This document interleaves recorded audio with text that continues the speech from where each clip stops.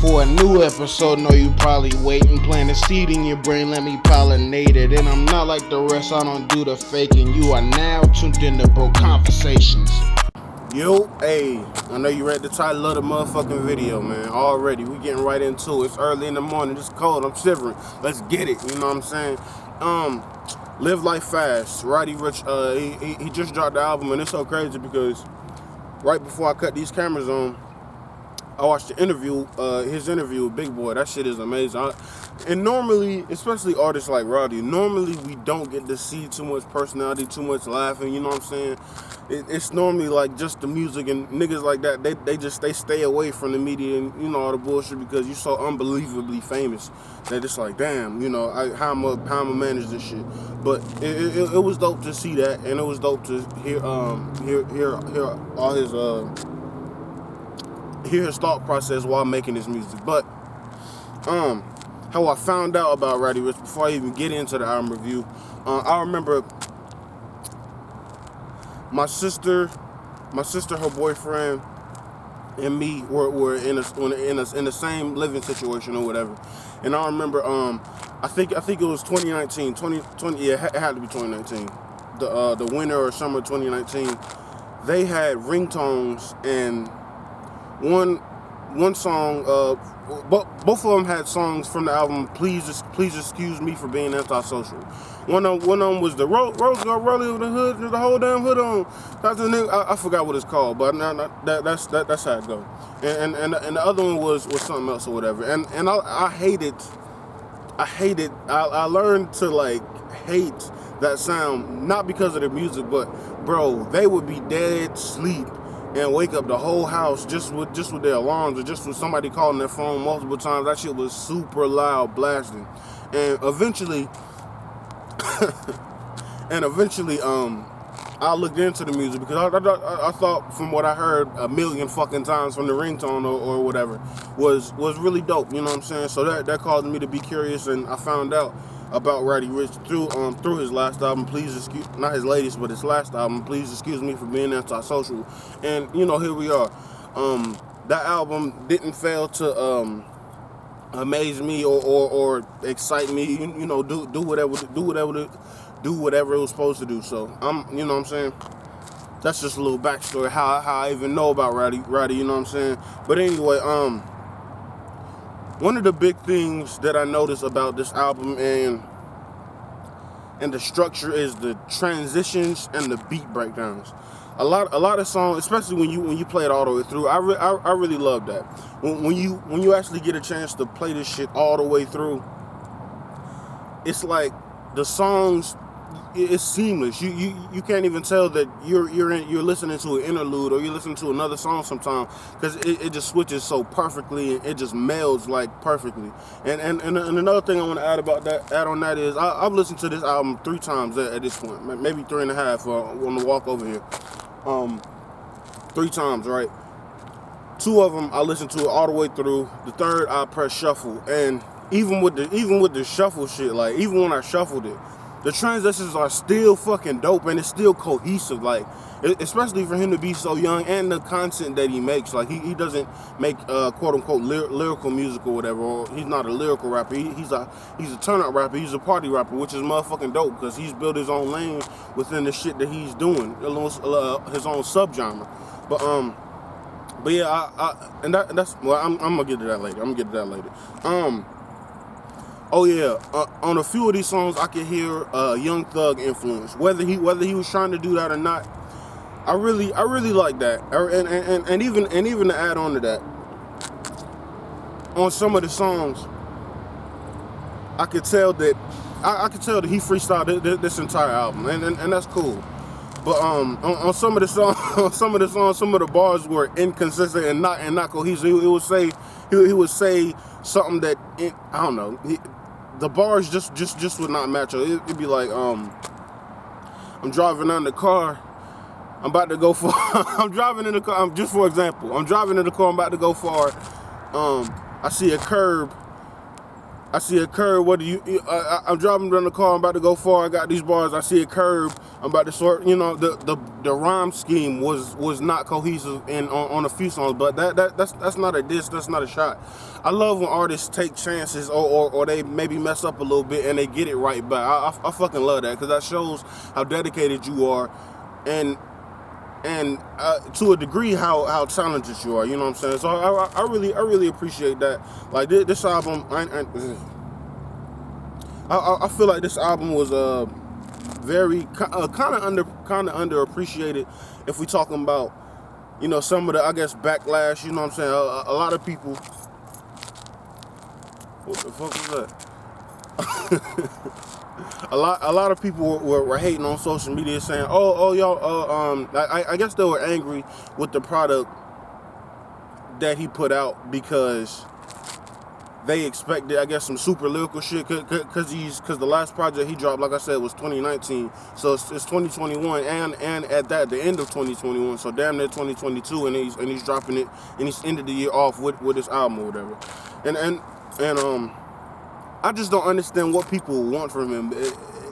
The cohesion and the way that this whole shit even came together. It was dope to me. But before I even get to that,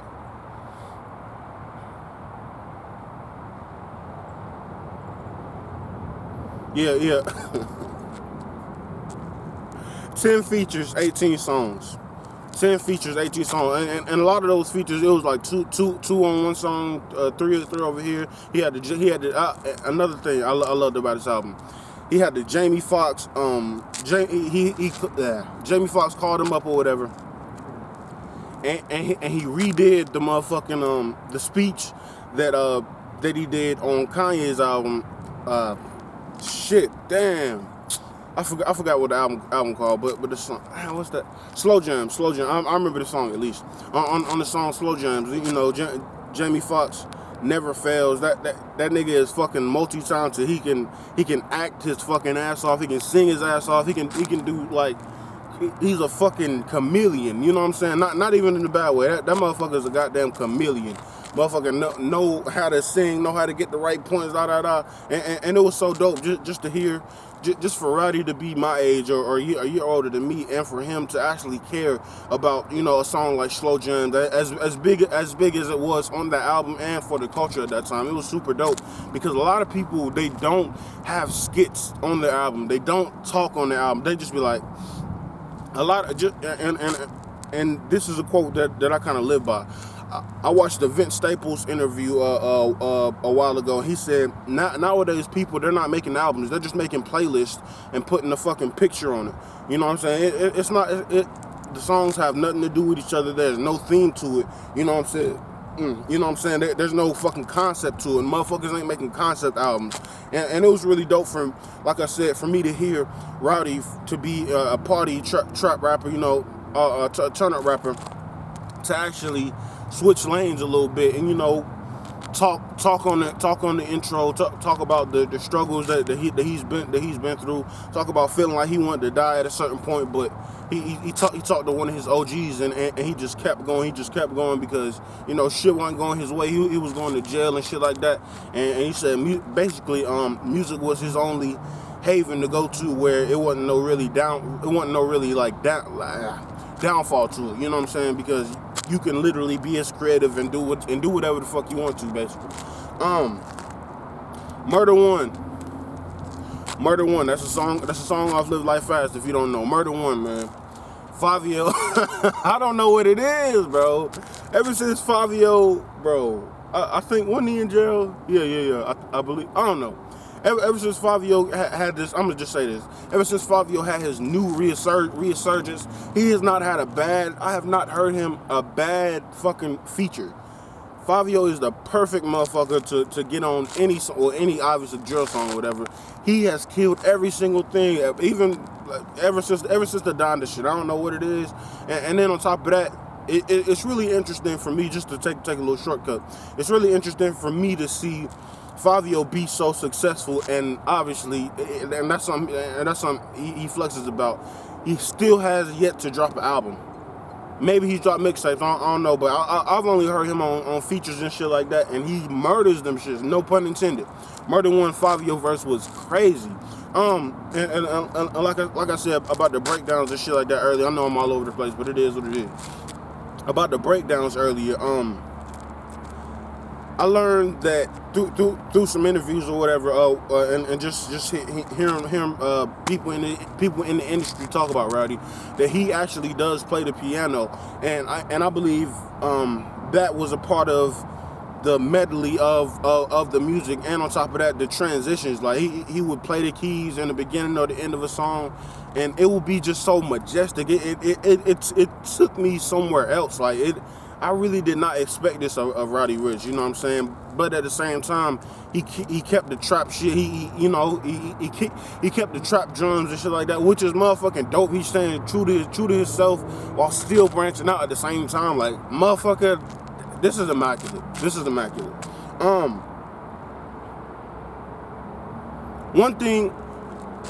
One thing I do wonder about is, why did he drop so late in the year? Because I think this album is fucking amazing.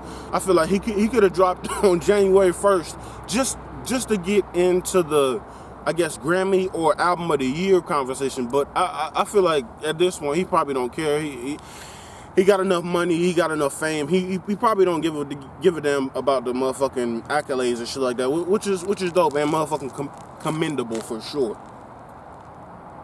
Don't only knock. Oh yeah, another thing. He had I believe it was 10. I don't know how many songs. Oh, it was 10 features, 18 songs. Yeah, I remember now. He had a handful of songs where it was just him and no feature. I really enjoyed those records a lot. To just give a reference, Crash the Party, Roller Coaster, you know what I'm saying, shit like that. Like, just I think I love this shit so much because I aspire to be an artist. Like, I aspire to have that impact, you know what I'm saying? I don't mind doing a feature with this, that, and the third, but I don't give a fuck about the fame or the clout that may bring me or whatever, you know what I'm saying? I give a damn about me showing up and out-rapping myself on just songs with me. It's like, oh yeah, I did this song last year or whatever, but bitch, I feel like every successful artist, every hungry artist, they should really have that shit in their mind. Like, I need to outdo myself. I need to out-rap myself, you know what I'm saying? I need to outperform myself, and he most definitely has done that, and a lot of the standout songs that I have on my list right here are just Roddy Ricch, just Roddy Ricch by himself, and I really appreciate that, being an artist and seeing that. I really do appreciate that. But the only real knock I have on this whole project, Live Life Fast, is the references, you know what I'm saying? The metaphors and shit like that, they sound kind of dated, but at the same time, being that he took 19, 20, 21, 2 years, being that he almost took 3 years to actually make this album and put it out. There's no doubt in my mind that he had songs that may have been made at the same time as his last album on this album, because he probably like pumping them out every day, you know, and shit like that. And you know, so I give him that. But like I said, that's the only real knock that I have on this whole entire album, Live Life Fast. And yeah, I'm just about to go ahead and get to the oh yeah, no, I did that. All right, yeah, I'm cool. I'm nervous as fuck. Let me take a little shot. Fuck it. No one ain't gonna do it, but it is what it is. Woo. That vodka, bro. Let me go ahead and get to the standout songs right quick. And I got a lot of these bitches too. Standout songs on my list are Late at Night, which is crazy because normally I do not like to listen to the single that an artist tries to put out before the album, because it's played out so many times. But this shit was so cohesive and this shit was so amazing that it just really added on to it. Like, nine times out of 10, even with my favorite artist. So even when I listen to my favorite artists, whatever, whenever they make a single or whatever, I'm like,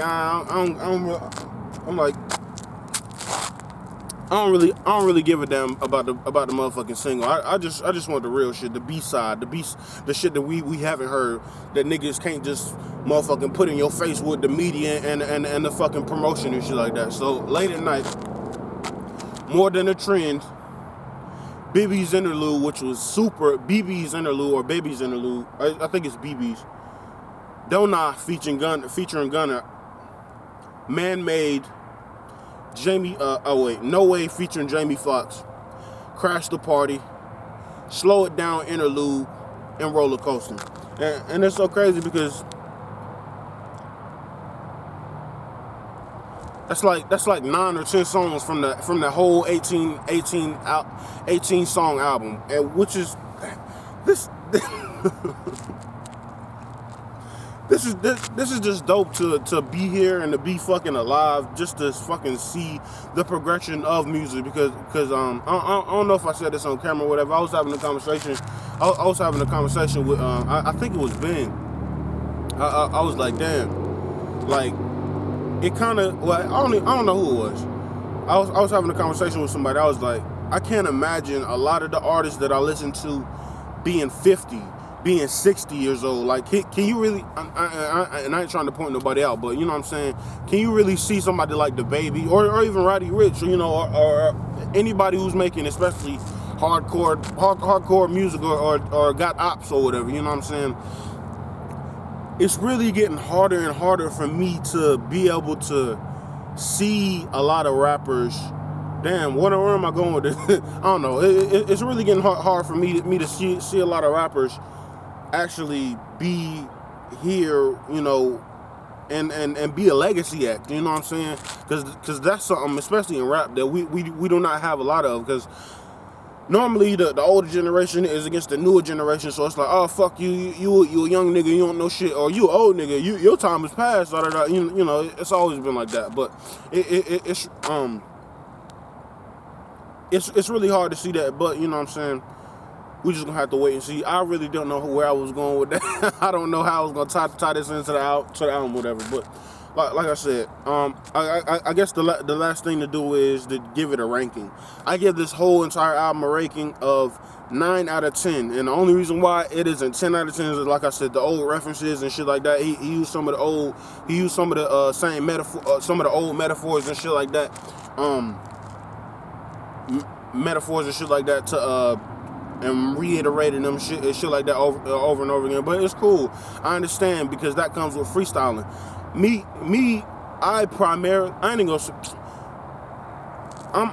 I'm more, when I make my music, I'm most comfortable when I write. And I be having an issue with saying the same shit, saying the same references and shit like that. I really got to make an effort, a conscious effort to really not, you know what I'm saying, to not say the same thing or to not be repetitive and shit like that. So, you know what I'm saying, that's the only bad thing that I can say that has something to do with this album.